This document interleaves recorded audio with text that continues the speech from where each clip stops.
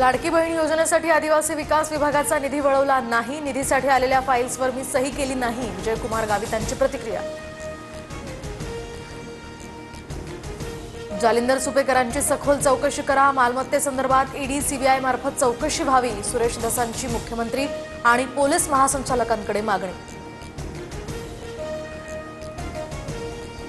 धुळे विश्रामगृह खंडणी प्रकरणाचा तपास झाल्यास बऱ्याच गोष्टी बाहेर येतील। संजय राऊतांचं मुख्यमंत्री फडणवीसांना पत्र।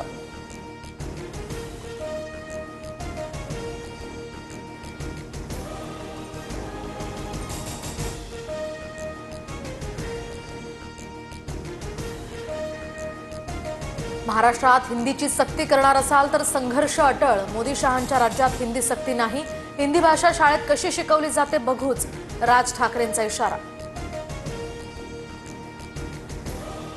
पहिली ते पाचवीसाठी हिंदी सर्वसाधारण तृतीय भाषा असणार। शालेय शिक्षण विभागाचा नवा जीआर समोर। तर हिंदी भाषेऐवजी इतर तृतीय भाषा शिकण्यासाठी 20 विद्यार्थी इच्छुक असणं आवश्यक।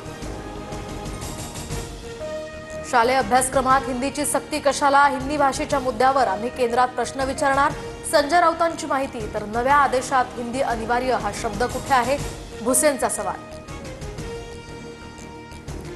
हिंदी भाषेच्या सक्तीच्या विरोधात मनसे आक्रमक। हिंदी भाषेचं पुस्तक जाळत मनसेकडून निषेध व्यक्त। भाजपबरोबर गेलेल्यांना सोबत घेऊ शकत नाही। दोन्ही राष्ट्रवादी एकत्र येण्याच्या चर्चांना शरद पवारांकडून ब्रेक। तर माळेगाव कारखाना निवडणुकीमध्ये टोकाची भूमिका घेण्याची इच्छा नव्हती आणि आजही नाही, पवारांचं विधान। माळेगाव कारखाना निवडणुकीवरून दोन्ही राष्ट्रवादींमध्ये फिसकटलं। तर ऐनवेळी चर्चा फिसकटल्यामुळे दादांकडून उमेदवार जाहीर। दादांकडून आताच अशी भूमिका।